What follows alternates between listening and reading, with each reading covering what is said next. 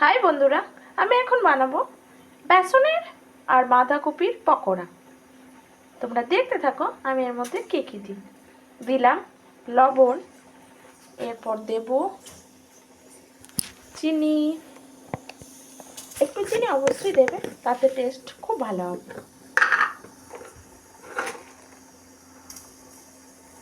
যে কোনো পকোড়াতে যদি তোমরা চিনি দাও, পকোড়াটা একটু লালচেও হবে সহজে, আর খেতেও টেস্ট হবে খুব মিষ্টি মিষ্টি।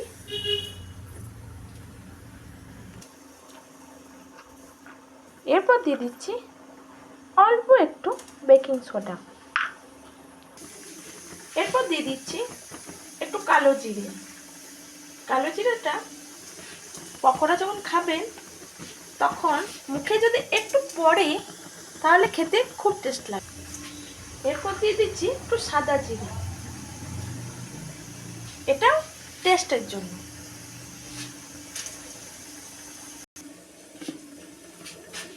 এরপর আমি অল্প অল্প জল দিয়ে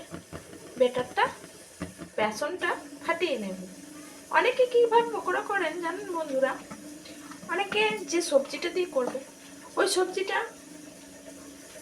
প্রথমে নিয়ে নেয়, দিয়ে নুন মাখিয়ে দেয়।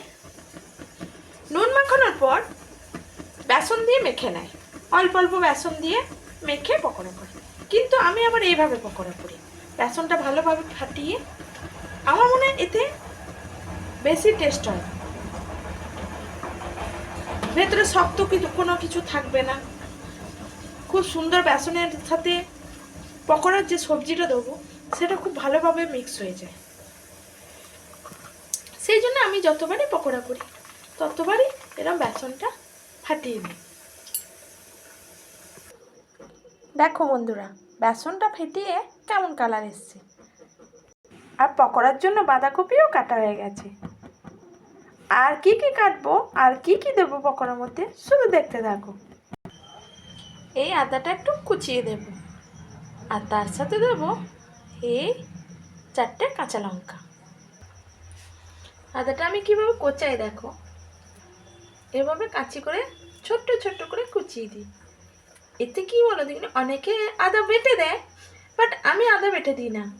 কারণ এই যে কুচিগুলো যদি পকোড়ার সাথে মুখে পড়ে তাহলে খুব ভালো লাগে চিবিয়ে খেতে, এর স্বাদটা অন্যরকম লাগে। হয়ে গেল আদা কুচানো, এবার লঙ্কা কুচানো। তোমরা লঙ্কা কিভাবে কোচাও আমি জানি না, বা অনেকে বেটেও দেয়, বাট আমি এভাবে কাঁচি করে কেটে দিই। তোমাদের যদি কোনো কাঁচি ইউজ না করো সেই কাঁচিটা তুমি এইভাবে রান্নার কাছে লাগাতে পারো, যে এতে হাতেও লাগবে না, হাতে জ্বালাও করবে না। অথচ তুমি যেরকম সাইজের লঙ্কা কুচোতে চাইবে সেইভাবেই কোচানো হবে।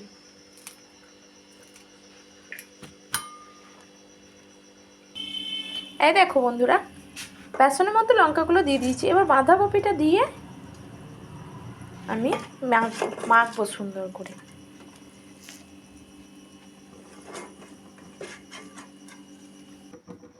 পকোড়া মাখা হয়ে গেছে, এবার পকোড়া কড়াইয়ে তেলও দিয়ে দিয়েছি। এবার অল্প অল্প করে পকোড়াগুলো ভাজতে থাকি।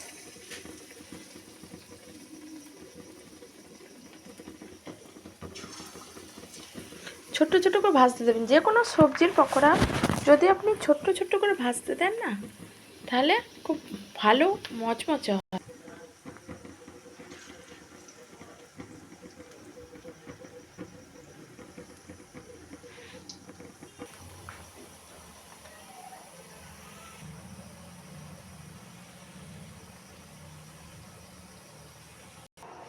আমার তো গরম গরম পকোড়া রেডি। দেখলে তো কীভাবে বানালাম, তোমরা এইভাবে বানিও, তাহলে নিশ্চয়ই তোমাদের খুব ভালো লাগবে, খুব টেস্টি লাগবে। দেখো, আজকে আমি পকোড়াটা বানাচ্ছিলাম সন্ধ্যের টিফিনের জন্য। সন্ধ্যাবেলা পকোড়া, মুড়ি আর চা। শুভরাত্রি বন্ধুরা, সবাই ভালো থাকবেন, সুস্থ থাকবেন, আর অবশ্যই আমাকে একটু সাপোর্ট করবেন প্লিজ।